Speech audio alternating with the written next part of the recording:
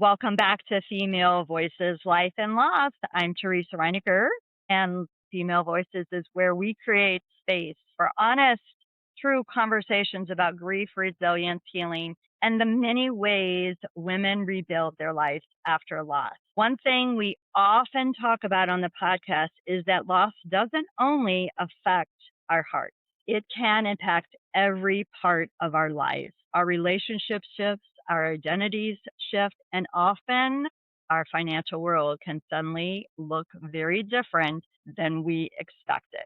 And so today's guest, Terri, understands that intersection deeply.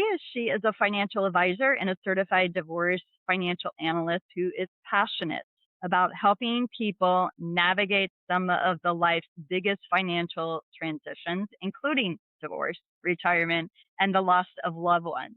Her passion for this work didn't come probably from the textbook like many women we speak with on this show. Her perspective has been shaped by her own experience with loss, including divorce, losing her parents at a young age, and grieving the life that she once thought she would have. I also wanted to share a bit of transparency with our listeners. I have had the privilege of working with her personally as a client alongside my colleague Dina. So today's conversation may include some of that reflection on that experience, as well as how that inner work has influenced the way she is now supporting others. So today's episode, we're going to talk about grief, identity, rebuilding life changes, and how financial clarity can become a powerful part of healing and reclaiming your future. So please welcome Terri Schneider to Female Voices Life and Loss. Welcome. Thank you for having me. Oh, you are so welcome. Love having conversations with you.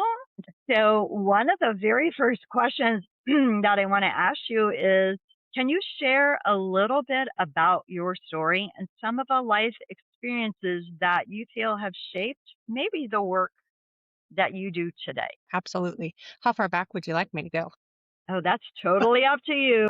So, as Teresa, as you alluded to, a lot of my work today, I do feel like some of the things that I have gone through in my life, that this has evolved to the purpose where I'm at now. Just being there and helping clients as they are actually walking through that, knowing that I have been through that myself. So, as you alluded to, I was pretty young when I lost my parents. I was really young when I lost my dad. I was 2, so I didn't have to really deal with any of that. But when I lost my mom, I was 30, and it was me and my sister, and we were the primary caretakers of my mom. So we had to deal with all of that. Very passionate when you go through something and you see what the family members actually have to go through. It kind of puts a little special place in your heart that makes you want to help them, especially when you have actually been through that. And then the divorce, I went through a divorce it started in 2019, finalized in 2020 through the COVID years. Um, Mm. so talk about really having to navigate things by yourself. I really had to navigate things by myself, and I didn't really have a whole lot of people, not only like family, friends wise, that have been through a situation like that, but you couldn't physically go anywhere and sit across the table and ask those questions and, really have that Yeah. understanding of going through that process. So, Yeah. yes, Wow. going through my divorce process, I learned a lot of things about divorce, about making decisions when you're under so much stress and you're trying to navigate things by yourself, or even if you have some people that you're talking to, friends, family, and just trying to get things done as fast as you possibly can to just be done with it. Looking back, there are definitely some things going through my divorce financially, speaking multiple ways, but with the financial aspect of things also, things that I made decisions on that I probably should have taken a little bit more time Sure. to make those decisions. So, So you mentioned losing your parents, both really at a very young age, but how did that experience kind of shape the way you view security, maybe independence, and life just moving forward? Like how did that shape who you are today? maybe, and the work you do. Yeah, it forced me really at a very young age to be very independent. Growing up, I came from a single parent household who she worked as best as she could, but also had a lot of health issues for as young as I can remember. So Mhm. growing up, really, I had to be independent. That kind of followed through even throughout my marriage. There was a lot of things that happened in my marriage, but I still had to pretty much just depend on myself. Not sure if that's a good thing or a bad thing. Some things that I'm still working through. It can be both. It can be both. No doubt about it. You're right by that. You're right. Yeah. Yes. Depends on the situation, if it's really kind of serves you well or not. And we've have dug into that a little bit, where it has served you well and where it maybe has not. Yeah. Yeah. Yeah. I've had a handful of people throughout my life that know, I think, to be honest with you, you and Dina are probably the only one that knows like 99% of my life story. It's not something that I just openly share with a lot of Sure. people, but some of the people who know the majority of things, they'll ask me, I don't know how you did it. I don't know how Mm. you do it. And I'm like, I had no other choice but to. That is very typical for women. We just push through, push down things, and push through, um, to just keep going. It's just really how the majority of us are designed, how we're made, to be supportive and just push through all of that. And it doesn't always serve us well, because Correct. then things kind of get stuck. So, with saying that, can you share maybe what you expected? I want to kind of dive into the grief of the life that you thought you would have.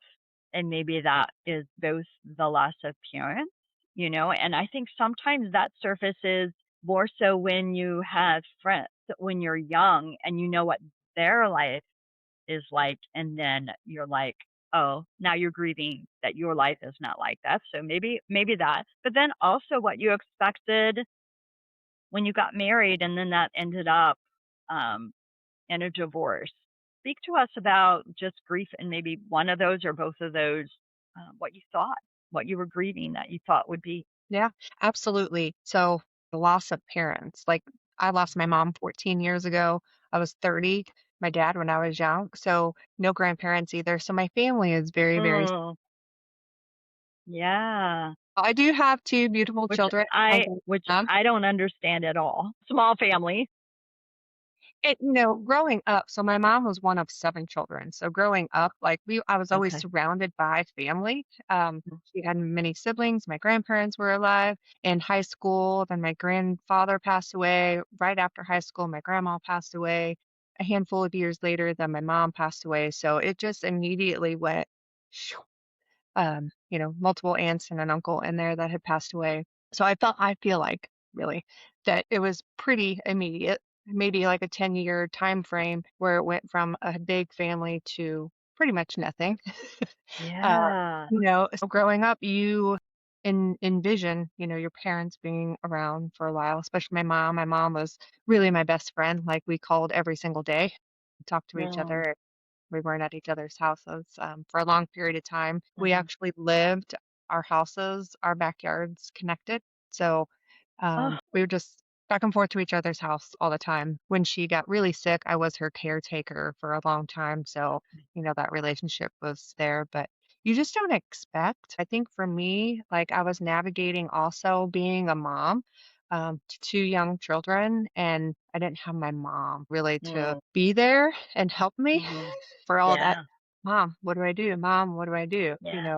So again, just kind of figuring it out and being independent and just doing the best I could on that. Mm, As far as divorce, so I met my ex-husband when I was 15. So he was my high school sweetheart. We were mhm. together for a handful of years before we got married. I was 21 when we got married. We were together for 23 years. I took my vows very seriously. I'm a Christian, so when I took those vows, I was like, yes, okay, till death do us part. There's some other things, in there. You know, That's what you envision. You envision, okay, you have the family, you have the husband, you have the children, you have your beautiful, Mhm. you Mhm. have all these things you have as an idea of what your life is going to be like. On Yeah. paper, that's what it was. Mhm. But then in reality, that's not really what it was. So, Yeah. yeah. Yeah. So what led you to the work that you're doing now? The Is there divorce, something yeah. pivotal that happened? Yeah. Yes, yes. So the CDFA portion of it really was going through my own divorce. Sure, Um, that makes sense. yes, Mhm. as a financial advisor, there were pieces of it that even as a financial advisor, I didn't know. I didn't know that part. My attorneys, they're there for one thing, but they don't know the ins and outs of all the other things. At the end of the day, they're there to make an agreement between both parties. Sure. Doesn't matter really what that looks like. And Mhm. sometimes they just make decisions based on what everybody else thinks or what we think Mhm. might be best without fully understanding how it really is going to impact you. Yeah. Yes. So when I learned about that designation, really, I wanted to be there to be that person that people can come to so that they understand like really what it is that they're agreeing to and what that full picture Mhm. looks like. I love that. And just for the simple fact that many times, not always, that financial piece is something women don't understand. So I love that you're there to support them. So for that reason. So in your own healing journey, then we don't want to go too deep into all of your work because of compliance and all of those things. Mhm. So your own healing journey. So you and I actually met, I would say, at a networking, you on your healing journey. And I think probably just shortly after that, I lost my mom as well. And now we're working together, like we had talked about. So, what has happened in your life when you first realized, or what was the aha that I think I need to work with you? I've got some stuff that I don't think I've worked through. When did you decide you needed some more support during Yes. all of that? Um, well, I like to say that I've been on like a healing journey for many years, but I would Hmm. say like really the like aha moment was when we did the workshop together and you were talking about Okay. Yeah, go ahead. the continuous tension in your body and how it holds so much of that, Oh. the brain Hmm. fog. And I know here's one of the bad examples of being independent is I try to figure everything out on my own. And even though I was doing a lot of the work and I was talking with counselors and all of the normal things, I knew that there just wasn't something that I was fully releasing. Mm. And I had many years of things of times I was just shoving things down. So I knew I hadn't fully done all of the work. Yeah, and I think that's pretty typical of people is because we're kind of told like grieving all of these things, it's part of life. And so when we say it's part of life, it's kind of that expectation in air quotes that we should be able to do this because it's part of life. And in reality, almost everyone will push that in and hold it in because we're supposed to know how to do this because it's part of our life. And reality is no, we're not. We're not supposed to keep it in. We're supposed to be able to process and release that. Even going to sort of that Christian background. I mean, I know, and if anyone listening has read the Bible, it says Jesus, that's a release of emotion. So and we hear about that many times about people weeping and people grieving in the Bible. So we need to make sure as a society we are allowing people to grieve. And as Ab- a society as a whole, we don't. And so they hold it in even more for sure. Any Absolutely. thoughts on all of that? Yeah. No, I agree 100% with you. Also probably your generation down to my generation, like there was a Hmm. lot of like you just weren't allowed to show your emotion. Like it really stems back to um childhood. I'm sure most people have heard. what are you crying about? I'll give you something to cry about. And then you're like, "Ugh, okay." Oh, yeah, I mean, even into adulthood, I could give numerous examples, but even into adulthood, like, I don't know why you're crying. I don't understand. Or only babies cry, or just a lot of different things. So yeah, you're conditioned to just not show those emotions yeah. to anyone. Yeah, yeah, go to your room or I'll give you something to cry about, brush it off, get up, Mhm. all of that terminology that has been passed down for generations to Right. generations, which now is not beneficial for us. And we're Mhm. realizing that it's surfacing big time as as big problems.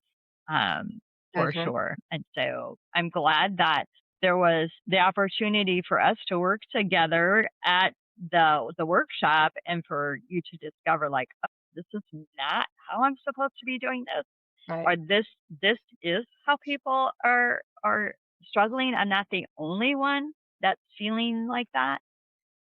So you have decided, we work together to do some deeper healing work. So what has that experience been like for you? What's surprising you the most about that process? Oh, Because you just said that you were doing therapy, you said all that. So yeah, how did all of that shift? And I mean, you said when, but speak to that a little more because I'm very curious about that.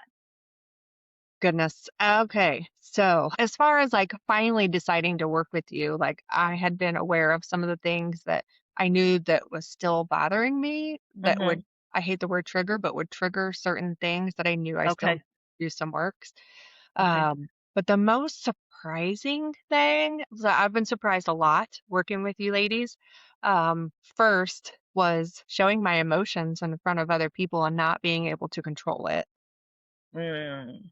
because I immediately, as soon as I feel it, I stop it. I have a really hard time with that. It doesn't really matter who's around. So that's one of the surprising things. And really, I mean, I could talk about all kinds of different things, but I originally worked with you ladies for thinking it was one thing, Mm. realizing now that it really has been a lifetime full of things that I just have never talked about. I've never Mhm. spoke the words of certain things to anybody verbally out loud to anybody. And I can't remember if you were on that call, if it was just Dina. Um, but it was the very first time I had verbally spoke things, certain things. Yeah, and just knowing like we're not really supposed to keep everything in and be quiet. Yeah. And one of the most surprising things is realizing like when you're not keeping quiet and you are actually releasing some of those things verbally or some of the other techniques that you have taught me, like how much your body actually has been holding and just feeling Mm. it release is like, yes, It's yeah, beautiful. it is. It's beautiful. The work that I feel like I had the privilege of walking people through. It's just such beauty to hear the results. And I wanted to kind of go back a little bit, and for the listeners, just when you said that the emotions came. And so, what I want to say to that is, I am very much, very intentional about making sure that people feel they're in a safe space. And when Absolutely. people do feel like they're in a safe space, those emotions will release. And when those emotions release, the body, the nervous system, everything shifts and feels so much better when we can get all of that stuff out of her body. So it's super important to make sure that whoever you're working with, that you feel safe, that you feel comfortable with them. And it is really important. Now, whether it's counselor, therapist, specialists like myself, or even a friend and family member, because sometimes we feel like we're safe with a friend or family member, and then it's like, oh no. Because then we get the things like, aren't you over that yet? Or all Mhm. the things that we don't like to hear. And so now we're holding it back in again because we've had this experience with someone we thought was safe and they weren't safe. And so have you experienced that before? Absolutely. Yeah? Okay, so I wasn't sure about that, but okay, good to Yes. know. Yeah. Yes. Yeah. Yes. Yeah. So that is something that we really work really hard to make sure that people do feel very, very safe so that those emotions can be released and they can share those things. So now that you're in the process of all of this healing, how's that impacted your work? How is your inner work now influenced the way now you're supporting clients maybe? Any awareness there yet? I don't know. Not really. Okay. I know we're still kind of walking through these processes. Yeah, we You know, are. I've had a handful of things that have just whoop right back into some spaces. But I don't know. We might have to circle back on that question. Yeah, I would imagine there's some things you're just not aware of what they are. Yet. Because I would say probably you might even be just a little bit more compassionate in creating, and you probably already did this wonderfully, just like we just talked about that safe space and really allowing people to talk and really being a listening ear for them to release and share fully so that they're not holding back. Now, I imagine a lot of that was already happening with you Yes. because I have known you for a while. So it will be interesting to see if there is an awareness there that kind of comes to surface from the work. And yeah, still more to come. We know that when I work with someone, and Dina and I, and really anybody, we're like an onion and we peel layers off, and then there's always more to Mhm. come. And so we're probably I'm going to say maybe the first few layers, but there's been miraculous things that you've experienced. And I think one of those is how your body feels. Talk to that a little bit. Oh, yes. Yes. How my body feels. Um, Teresa knows, but I'll just share for everybody else listening. But I had so much just tension and stress in my shoulders and the back of my neck and occasionally my knee and my hip. And it didn't matter what I would do, like nothing would help it. I go to chiropractors, I'd get massage therapy once a month, all of the things. But just the very first time, it was just like instant, just weight of the world off of my shoulder. Did we do breath work that, that day? Okay. Yes. Yes, that was the breath work. Yeah. So we do, I don't know if I've ever shared this on the podcast, Okay. what that is, but we do really a somatic, totally immersive breath work technique with 9 different kind of modalities. And then we add 2 additional ones to it with the somatic piece of it and then also the aroma. So we're engaging all senses to really support that full release. There's a lot of music, there's affirmations, there's just all sorts of things encompassing in this breath work that we do, which really supports that full release that you're speaking of, the emotional release, and then the physical shifts that change. So that was super powerful So powerful, for very you. powerful. I walked out of there feeling like I was like I had a brand new body. Like all the things I've tried for years, nothing has ever released that much. Yeah, yeah. Yes. We are doing that more and more now. So if you're in the St. Louis area and that's something that I want to figure that out, I want to do that, definitely reach out to me and we can schedule that. If you're not in the area, it can be done virtually as well. You just don't get all of those additional things that are a piece of it because we can't do the somatic where we're laying hands like on you to help with that release or that aroma piece of it. But the rest of it can be done virtually without a problem. Yeah. So if there is someone maybe listening, is there anything that you want to share with them about really navigating divorce, widowhood, major life changes? I know we don't want to get too deep into the financial stuff, but just any words that you would share with them since that is your expertise. I could ramble on forever about that. And it's when you're sitting in it, you almost feel like you're really in like this fog you have to do. You don't know where to start. There's no timeline.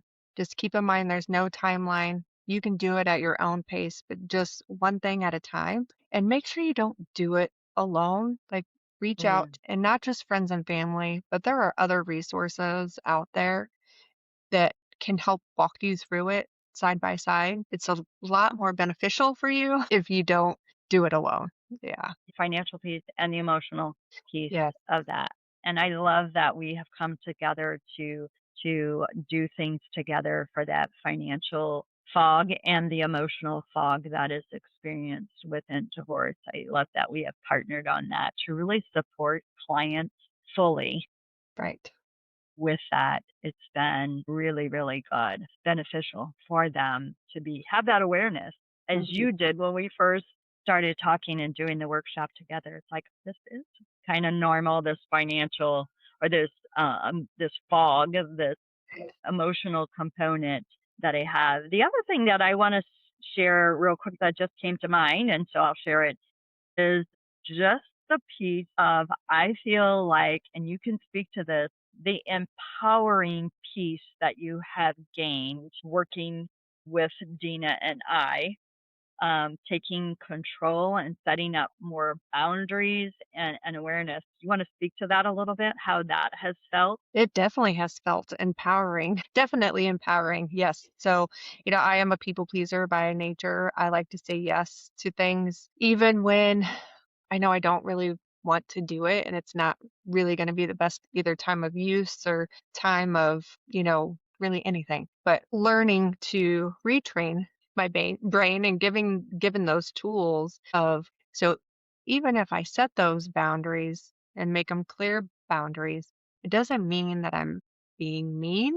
I'm setting those boundaries to protect myself, my nervous system, my busy schedule that affects my nervous system, all of the things, my peace of mind, knowing that I'm just going to throw this in here. A lot of people have, because I am so independent and have been independent most of my life and, have done some things, a lot of people will come to me.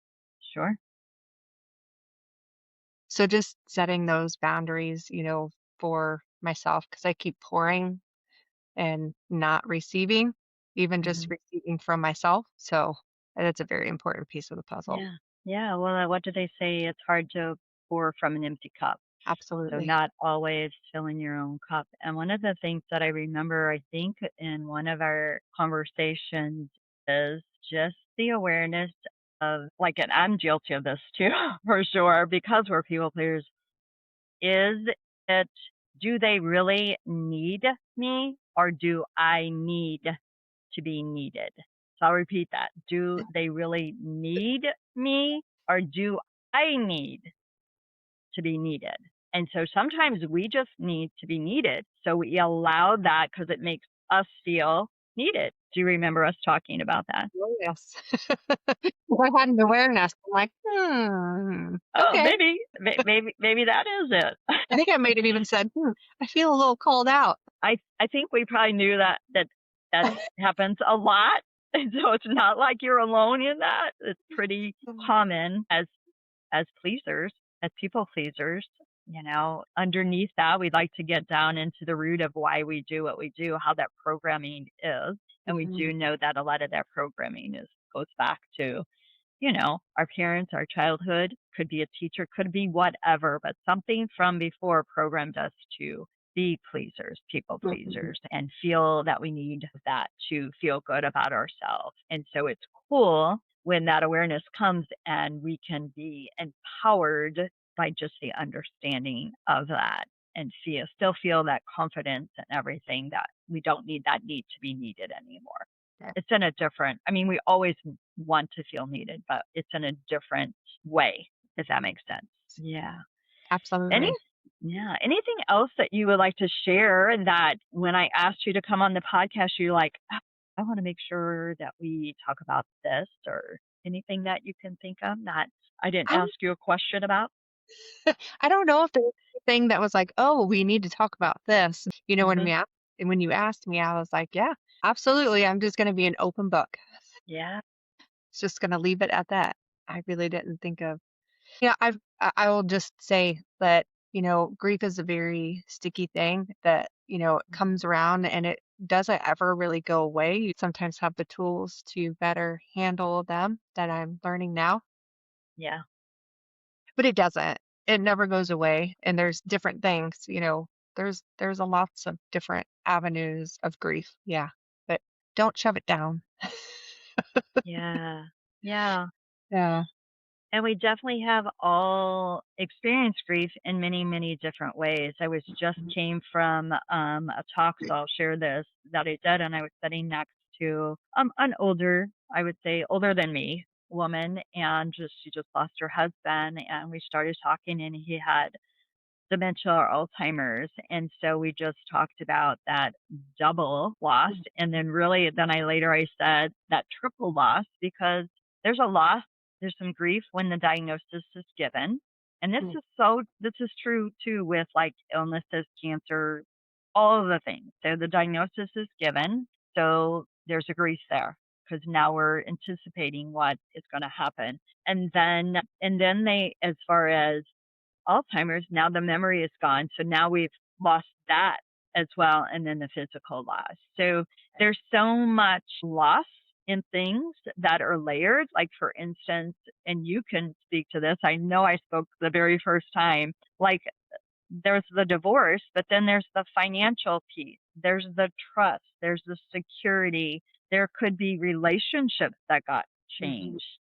How you're parenting, there's a total shift there. There's just layered all on top of each other. And I think that is what people really don't understand, Right. that it's a lot to work through by yourself. It is, yes. And for a lot of people, I mean, including myself, like, after my divorce, that was the first time where I may have been like an independent person, but that was the very first time in my life at the age of 40 that I ever lived by myself, all by myself.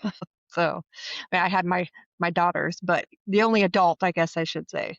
But Sure. you are the adult. You are the only adult that is now. That's heavy. Yeah, Yes, it can be very heavy, right. very heavy.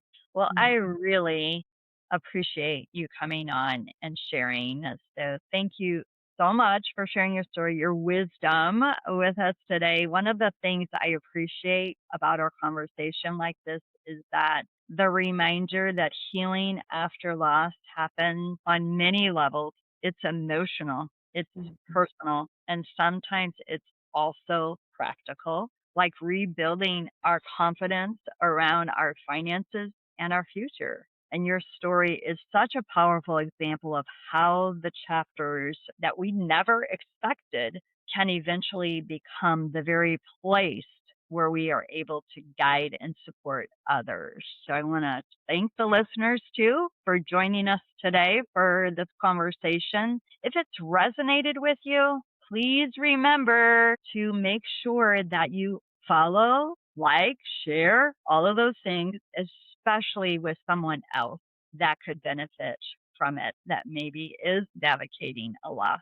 by themselves, whether financially or emotionally, that deep personal loss. There's always a path forward, I want to say, and often support can make that path feel a little lighter. So thanks again for spending time with us on Female Voices Life and Law. If, like I said, if this episode spoke to you, please share it.